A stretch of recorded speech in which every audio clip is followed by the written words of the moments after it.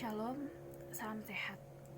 Perkenalkan, saya Monica Rantello dari program studi teknologi pendidikan.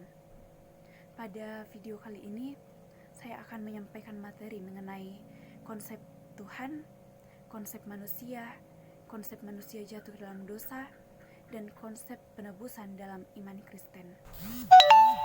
Yang pertama, saya akan membahas mengenai konsep Tuhan dalam iman Kristen. Jadi, dalam iman Kristen itu, konsep Tuhan dinyatakan melalui dua penyataan. Yang pertama itu, penyataan Allah melalui wahyu umum.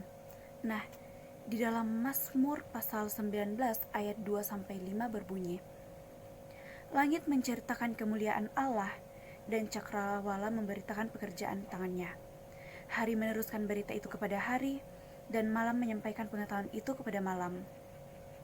Tidak ada berita dan tidak ada kata. Suara mereka tidak terdengar, tetapi gema mereka terpancar ke seluruh dunia. Dan perkataan mereka sampai ke ujung bumi." Nah, melalui ayat-ayat Alkitab ini, keberadaan dan kuasa Allah dapat dilihat dengan jelas melalui alam semesta. Nah, baik itu keteraturan, kerumitan, dan keajaiban ciptaan, berbicara mengenai penciptaan yang berkuasa dan mulia. Penyataan Allah melalui wahyu umum juga melalui sejarah. Contohnya itu sejarah peninggalan bangsa Mesir. Dan ada juga melalui kesadaran hati manusia, atau biasa kita sebut kesadaran hati nurani, di mana kita sebagai manusia sadar bahwa masih ada suatu realitas yang lebih tinggi dari diri kita. Nah, selanjutnya yang kedua itu penyataan Allah melalui wahyu khusus, di mana Allah memilih menyatakan dirinya melalui cara-cara ajaib kepada manusia secara spesifik di suatu waktu. Nah, wahyu khusus ini mencakup penampakan fisik Allah, seperti yang dinyatakan dalam Kejadian pasal 3 ayat yang ke-8, melalui mimpi dalam Kejadian pasal 28 ayat 12, dan penglihatan yang terdapat dalam Kejadian pasal 15 ayat 1, dan yang paling penting itu melalui Yesus Kristus. Allah memutuskan untuk mengungkapkan segala yang manusia perlu tahu tentang Dia, apa yang diinginkannya dan apa yang telah dilakukannya untuk manusia di dalam Alkitab. Nah, berbicara tentang Tuhan itu Tritunggal. Kata Tritunggal ini sudah digunakan sejak abad ketiga oleh Tertullianus dengan tujuan untuk membantu seseorang memahami esensi Allah yang tampil dalam 3 pribadi, yaitu Allah Bapa, Allah Putra, dan Allah Roh Kudus. Terus Allah juga bertindak menyatakan dirinya dengan cara sebagai pencipta, sebagai penebus, dan sebagai penghibur atau pelepas. Nah, ketiga tindakan ini tidak bisa dipisahkan karena saling berkaitan satu dengan yang lainnya. Selanjutnya, saya akan membahas mengenai konsep manusia jatuh ke dalam dosa, dan konsep penebusan dalam iman Kristen. Namun sebelum itu, mari kita simak video ini bersama. Kamu, lihat matamu, pandang matamu, berbintik, berwarna-warni, masing-masing unik, dan aku menciptakan itu semua. Aku menciptakan segala sesuatu, alam semesta, dan kamu. Aku telah memberimu kepribadian. Aku membuat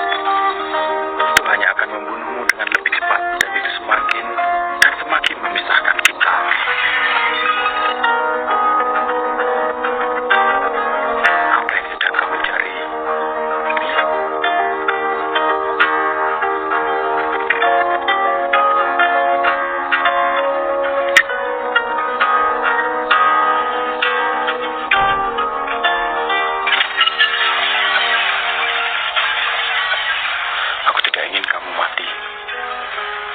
Aku menciptakanmu bukan untuk dibinasakan, tapi untuk mengenalku. Jadi aku pun menjadi salah satu dari kalian. Sebuah ciptaan yang rapuh. Aku digoda, tetapi tidak pernah berdosa. Aku datang untuk menyelamatkan kamu. Kamu telah sangat berdosa, dan karenanya ada harga yang harus dibayar. Seseorang harus mati, kamu atau aku. Jadi aku mengambil dosamu dan menukarkan hidupku untuk kamu. Dan aku mati menggantikanmu. Karena aku mengasihimu. Kemudian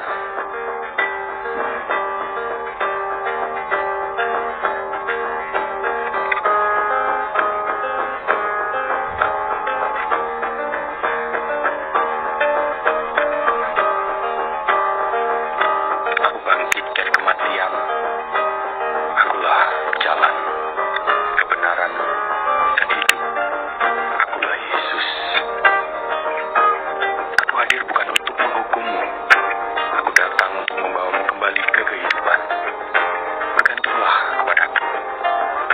Aku akan mengampunimu dan memberimu hidup kekal. Aku mengasihimu, dan aku melakukan semua ini untuk memiliki hubungan pribadi denganmu. Maukah kamu mengikut aku?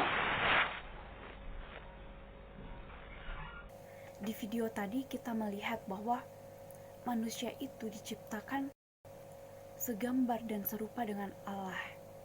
Manusia diciptakan dengan rupa dan keunikan. Manusia itu satu-satunya ciptaan Tuhan yang paling mulia karena hanya manusia yang memiliki akal budi.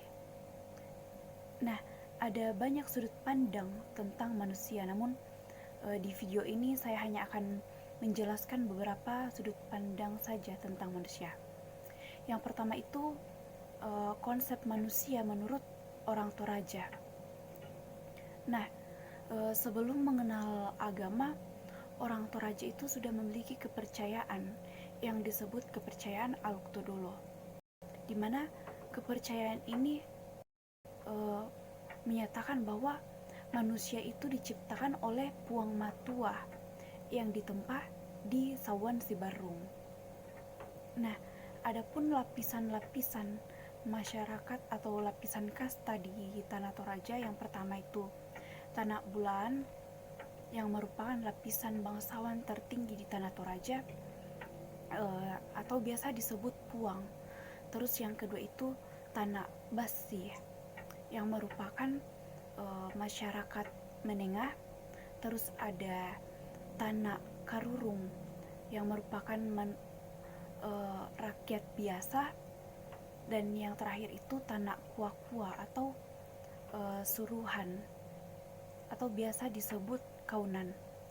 Nah, mungkin banyak orang yang mengatakan, banyak orang yang bertanya, kenapa di Tanah Toraja itu jika ada yang meninggal disembelikan banyak kerbau. Nah, menurut kepercayaan orang Toraja dan masih merupakan budaya orang Toraja sampai sekarang, mereka percaya bahwa kerbau itu merupakan jembatan menuju Puya atau jembatan menuju surga. Selanjutnya saya akan membahas mengenai konsep manusia menurut agama Islam. Nah, menurut agama Islam, manusia diciptakan oleh Allah Subhanahu wa Ta'ala sebagai makhluk yang paling sempurna dengan tujuan beribadah kepada Allah, mendapatkan ujian dunia maupun akhirat, dan menjadi khalifah. Di dalam Islam tidak menganggap bahwa manusia boleh bertindak dengan seenaknya.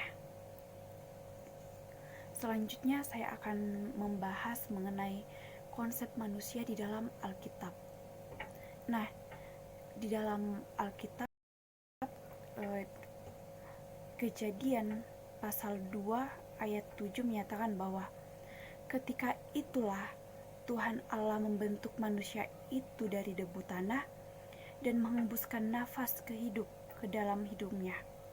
Demikianlah manusia itu menjadi makhluk yang hidup.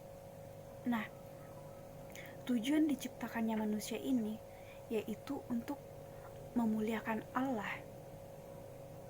Dan di sini Allah membuat hubungan perjanjian dengan manusia yang terdapat dalam Kejadian pasal 2 ayat 16-17 yang berbunyi, semua pohon dalam taman ini boleh kau makan buahnya dengan bebas, tetapi pohon pengetahuan tentang baik dan yang jahat itu janganlah kau makan buahnya, sebab pada hari engkau memakan pasti engkau akan.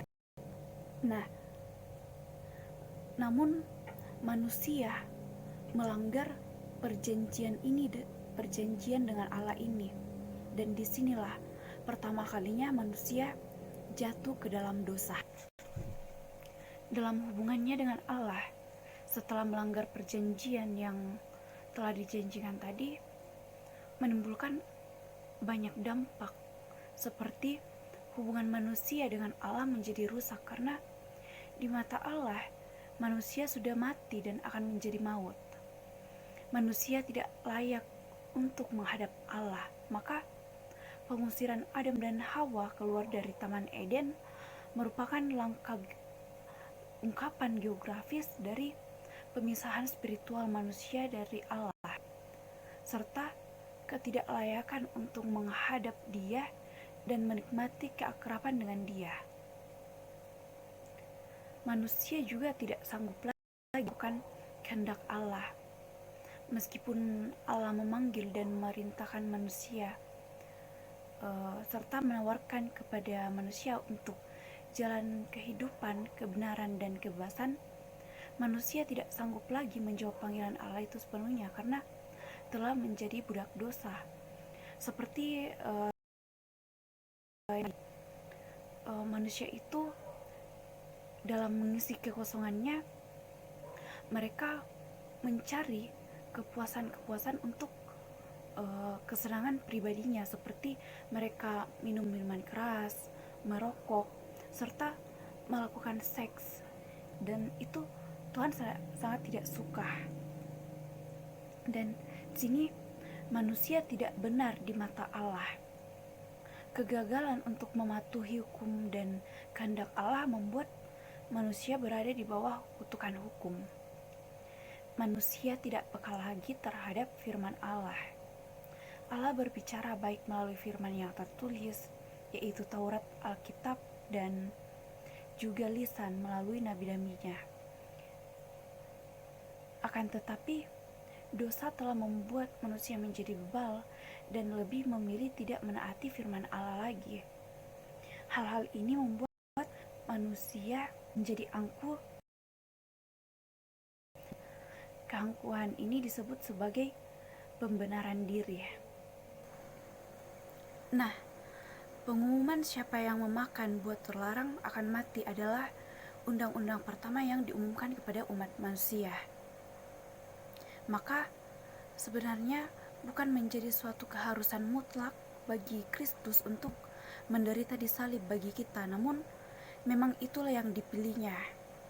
Dan ini sudah direncanakannya sejak awal mula dunia, sebab Allah sudah mengetahui segala sesuatunya, bahwa manusia pertama akan jatuh dalam dosa, dan dosa inilah yang akan diturunkan kepada semua umat manusia. Dan karena manusia tidak dapat menebus dosanya sendiri, maka Allah memutuskan untuk mengutus putranya sendiri untuk menebus dosa manusia dengan sengsaranya di kayu salib. Penderitaan yang tak terlukiskan di kayu salib tersebut adalah bukti keadilan yang sempurna, yang menunjukkan kejamnya akibat dosa yang harus dipikul oleh Kristus untuk membebaskan kita manusia dari belenggu dosa dan juga bukti bahwa kasih Allah tiada terbatas. Demikianlah beberapa konsep yang dapat saya sampaikan. Kurang lebihnya mohon dimaafkan. Sekian dan terima kasih.